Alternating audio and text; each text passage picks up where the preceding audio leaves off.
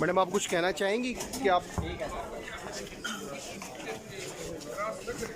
बस ठीक है मुद्दसर। बिस्मिल्लाहिर्रहमानिर्रहीम। अस्सलाम वालेकुम नाज़रीन, एक दफ़ा फिर हमारे साथ आज मौजूद हैं हसन जावेद शोरश साहब, सीनियर कानूनदान हैं। इससे कबल भी हम इनसे बात करते रहे हैं, ख़ास तौर पर उस्मान मिर्ज़ा केस से मुतल्लिक। उस्मान मिर्ज़ा केस से मुतल्लिक आज बड़ा बुरा दिन है। मैं ये कहूँगा कि उमूमी तौर पर ये कहा जाता है कि हमारी अदालतें, हमारा जो जुडिशल सिस्टम है, ये अदलिया है, जुडिशरी है, ये कुछ नहीं करती। तो ये वो केस था, ये टेस्ट केस भी कहा जाता था। वज़ीर आज़म ने नोटिस लिया, आईजी ने उस पर नोटिस लिया और उसको बड़ा हाइप क्रिएट हुई। हमने भी बहुत, ख़ास तौर पर मैं आपको बात बताऊं कि हम जब हाई प्रोफाइल केसेस कर रहे होते हैं तो इसमें हमें भी मतलब थ्रेट होता है किसी न किसी तरह, मतलब पार्टीज़ इन्वॉल्व होती हैं। तो हम भी मतलब चाहते हैं कि फैक्ट सामने आए। हमारा मकसद ये नहीं होता कि फ़लाँ हम किसी को अब जुर्म उसको कहना है कि अब इसको सज़ा हमने देनी है, अल्टीमेटली कोर्ट से देनी होती है। लेकिन जो जुर्म होता है उस जुर्म को हम हाईलाइट करते हैं जिस तरह होता है फैक्ट बेस्ड, और हमने कोशिश भी की। आज जो हसन जावेद शोरश साहब हैं, ये मुतासरा लड़की और लड़के की तरफ से वकील थे। पहले दिन से जब इन्होंने पहले दिन जब केस टेकअप किया, दरमियान में भी इनसे रब्ता भी रहा और ये मतलब जो फैक्चुअल चीज़ें थी ये हमारे साथ इंटरव्यूज़ में शेयर भी करते रहे। तो डेफिनेटली हसन जावेद शोरश एक प्रोफेशनल वकील हैं। वो डेफिनेटली वो ये नहीं कहेंगे, किसी भी अक्यूज़ का हक़ है, किसी भी क्लाइंट का हक़ है कि वो एक दूसरा वकील करे, तीसरा करे। लेकिन अल्टीमेटली मैं इनके एहसासात जो है वो आपके सामने ये बयान करूँगा कि अल्टीमेटली एक चीज़ होती है कि आपने इतना काम किया हो, इतनी चीज़ें की हों तो वो आ जाए। अब मामला ये हुआ है कि लड़की और लड़का अपने बयान से मुकर गए हैं। उन्होंने कहा है जी हम जो है इसकी परसू भी नहीं करना चाहते, इसकी पैरवी भी नहीं करना चाहते। जो शनाख्त पेड हुई उससे भी मुकर गए, उसके बाद पुलिस ने जो बयानात लिए थे उनसे भी मुकर गए, ईच एंड एवरीथिंग से मुकर गए। आज हसन जावेद शोरश साहब, आप डेफिनेटली प्रोफेशनली आप चीज़ें जो है वो उसके एहसासात तो होते हैं, लेकिन आप प्रोफेशनल लॉयर होने के नाते ये बताएं कि आखिरी रब्ता आपका कब हुआ और क्या हुआ, क्या था मामला, हुआ क्या था? देखिए साकिब साहब, आप जिस तरह हम डे फर्स्ट से इस केस के साथ, मैं विक्टिम्स की तरफ से इस केस को परस्यू कर रहा था, इस तरह आप डे फर्स्ट से आप इसको मीडिया की तरफ से इसको रिपोर्ट कर रहे थे, इस सारे केस को भी। इसमें मुख्तलिफ स्टेजेस से होता हुआ ये केस आज के दिन फिक्स था विक्टिम्स की एविडेंस के लिए, और उसके लिए ज़ाहिर है ये बड़ा अहम मरहला होता है कि जब विक्टिम्स की एविडेंस हो। और इस केस में ज़ाहिर है एक बहुत वाइटल रोल था उनकी स्टेटमेंट्स का, क्योंकि उसके ऊपर बहुत सारी चीज़ें, मेन चीज़ें उस पर डिपेंड कर रही थी, और उसके लिए हमने ज़ाहिर है थॉरो आप कहने प्रिपरेशंस की भी ज़रूरत थी। तो हमारी कल रात तक हम राब्ते में रहे, हमारी मीटिंग भी हुई एक दिन कबल यहीं पर, हमने उसकी तैयारी भी की, केस स्टडी भी किया, उसको डिस्कस भी हमने किया, उनकी स्टेटमेंट्स को सारा कि आपकी एविडेंस इस तरह होनी है, क्रॉस एग्जामिनेशन में क्या एक्सपेक्टेड है, क्या हो सकता है। और कल रात तक वो मुझसे राब्ते में थे, लेकिन आज सुबह मेरा उनके साथ राब्ता अचानक मुनक़ता हो गया।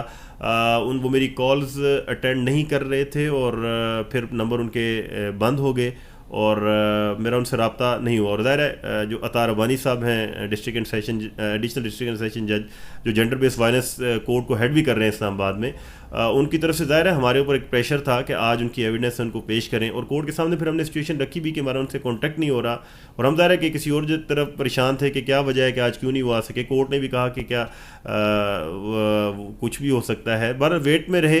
तो फिर लेट आवर्स में ये हुआ कि उन्होंने एक फ्रेश काउंसिल इंगेज किए, उनके साथ वो पेश हुए, और फिर वो सारी स्टोरी के जो उन्होंने बयान हल्फी दिया और जो स्टेटमेंट्स दी कि जो जिसको आपने रिपोर्ट किया और मुस्लिम मीडिया के दोस्तों ने भी रिपोर्ट किया है, फिर वो सारा वाक़या पेश आया। ये सिचुएशन मैं आपको थोड़ी बता दूं कि ये वाक़या, थोड़ा बैकग्राउंड ये है कि ये वाक़या था 19 या 19-20 दिसंबर 2020 का। 6 जुलाई को वीडियोस वायरल हुई थी, उसके बाद उसके सारे टेस्ट हुए, सारा प्रोसेस हुआ, सारा मतलब ट्रायल चल रहा है, सारी चीज़ें हो रही थी।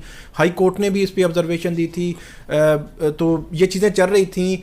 जो जब बयान रिकॉर्ड होना होता है, लास्ट हेयरिंग पे भी हसन साहब ने ये अदालत को ये बताया था, जारी सी बात है अपने क्लाइंट की तरफ से ही बताया होगा कि उनका बयान रिकॉर्ड इसलिए नहीं हो सकता कि बीमार है शायद या कोई इशू है। तो डेफिनेटली मेरा ख्याल है कि चीज़ें हो सकता है बिहाइंड द सीन कुछ चल रहा हो, या कोई ऐसी हो मामला कि वो चाह रहे हों कि हो सकता है उन्होंने ये बयान तैयार कर रहे हों जो इनके साथ शेयर ना किया हो, कुछ भी हो सकता है।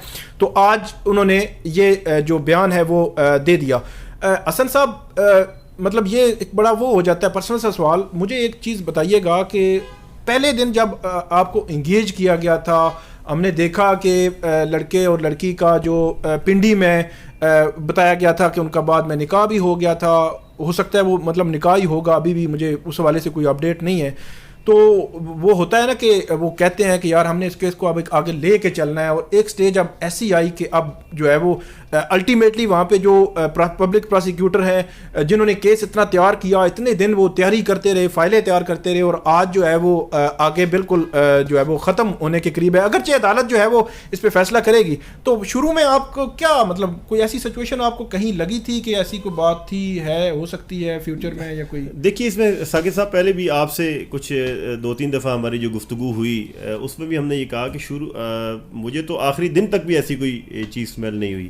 یعنی کل رات بھی میری کوئی بات جو ہوئی اس میں بھی مجھے انہوں نے کسی قسم کا کوئی اشارہ نہیں دیا, اور میں آپ نے ذکر کیا ہے جو پروسیکیوشن کا, اور اس پہ نو ڈاؤٹ میں ضرور اپریشیٹ کروں گا. جو پروسیکیوٹر تھے اس کیس کو دیکھ رہے تھے, حسن عباس انتہائی ٹیلنٹڈ آدمی ہیں, انتہائی محنتی اور آدمی ہیں, انتہائی جانفشانی سے انہوں نے بہت محنت کے ساتھ اس سارے کیس کو انہوں نے تیار بھی کیا, اس کو پروسیکیوشن کو لیڈ بھی کیا انہوں نے.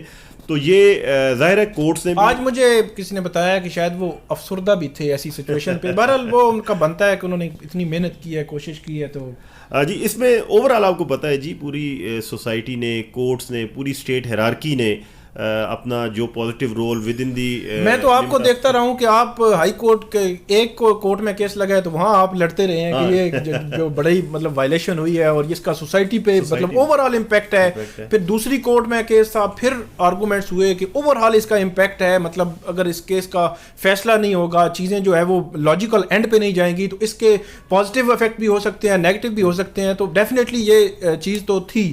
تو جینڈر بیسڈ وائلنس کے حوالے سے کورٹ ہے ایڈیشنل سیشن جج عطا ربانی کی. تو میں آپ کو ناظرین ایک انٹرسٹنگ بات بتاتا ہوں کہ جو کورٹ ہے جب ڈائریکشن ہائی کورٹ سے جاتی ہے تو کورٹ جو ہے نا بہت سارے کیسز کو پینڈنگ کر دیتی ہے. اور میں پرسنلی جانتا ہوں کہ عطا ربانی صاحب نے بہت سارے کیسز پینڈنگ کر کے, ایک نور مقدم کیس جو اس میں ڈائریکشن ہے, اور ایک یہ عثمان مرزا کا کیس ہائی کورٹ نے 28 فروری دوسری جو اس میں ڈائریکشن دی تھی, ایکسٹینشن دی تھی, تو 28 فروری تک.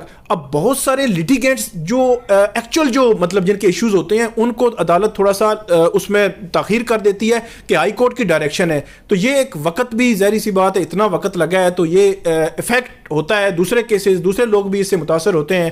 تو ایسی سچویشن میں آپ اب جو ہے وہ ارباب عالم عباسی صاحب جو ہے وہ مجھے بتایا گیا ہے کورٹ سے کہ انہوں نے جو نئے وکیل جو ہے انہوں نے کیے ہیں. اب انہوں اس پہ جو پبلک پراسیکیوٹر ہیں حسن عباس, انہوں نے آج کوئی اس پہ جرح بھی کی ہے, لیکن جو شیر افضل مروت صاحب یا دوسرے لائرز ہیں جو ڈیفینس سائڈ کے, انہوں نے ابھی جرح نہیں کی, نیکسٹ ہیئرنگ اس پہ رکھی گئی ہے. تو ایسی سچویشن میں کیا آپ مطلب سجیسٹ کیا کریں گے؟ ہوتا کہ اگرچہ یہ کوئی پروفیشنلی آپ کہہ نہیں سکتے, کوئی بندہ کوئی بھی کر سکتا ہے, لیکن آپ بھی ایک سوسائٹی کا حصہ ہیں. نہیں اس میں دیکھیے میں نے آپ سے پہلے بھی ذکر کیا کہ میں چونکہ اس کیس میں کونسل انگیج رہا ہوں آج سے پہلے تک, تو لہٰذا میری اس میں لمٹس ہیں. پروفیشنل ایتھکس مجھے اس چیز کی اجازت نہیں دیتی کہ میں اس پہ کوئی بہت زیادہ کمنٹس کروں. ظاہر آپ کورٹ کے سامنے ہیں, سچویشن نان کمپاؤنڈیبل آفینسز بھی ہیں اور سارا, تو اس میں آپ کورٹ کے سامنے ہیں. اور جس طرح بہترین انداز سے کورٹ نے پورے ٹرائل کو کنڈکٹ کیا ہے, تو کورٹ ایز پر لا اس کو دیکھے کہ جو اس میں لا کے مطابق, اور ظاہر ہے کورٹس نے پہلے دن سے کلیئر کیا تھا, چاہے وہ اسلام آباد ہائی کورٹ ہو, چاہے وہ میجسٹریل کورٹ ہو, چاہے وہ عطا ربانی صاحب کی جو کورٹ ہے وہ ہو, ان سب نے کلیئر کیا کہ ہم سب کے رائٹس کو پروٹیکٹ کریں گے, چاہے وہ ایکیوزڈ ہیں, چاہے وہ وکٹمز ہیں, چاہے وہ کوئی اور ہے. تو ہم سب کے جو لیگل فنڈامنٹل رائٹس ہیں ان کو ہم میک شور کریں گے, اور جو اس میں انصاف جو ہے اس کو بھی ہم میک شور کریں گے. تو ذرا کورٹس ایز پر لا اس ہمارے معاملے کو اب دیکھیں گے. اس میں بہت شکریہ سر. ناظرین اس کیس میں آپ مطلب اگر دیکھا جائے تو شروع سے یہ کیس جو ہے وہ بنیادی طور پر جو متاثرہ لڑکی اور لڑکے وہ پولیس کے پاس لے کے ہی نہیں گئے. 6 ماہ کیس ایسے ہی پڑا رہا. ایون جو مرزا فیملی ہے یا جو اکیوز سائڈ ہے وہ یہ الزام لگاتے تھے کہ شاید ان کا کسی کے ساتھ جھگڑا تھا, تو اس کے پاس یہ ویڈیوز تھیں, انہوں نے وائرل کی.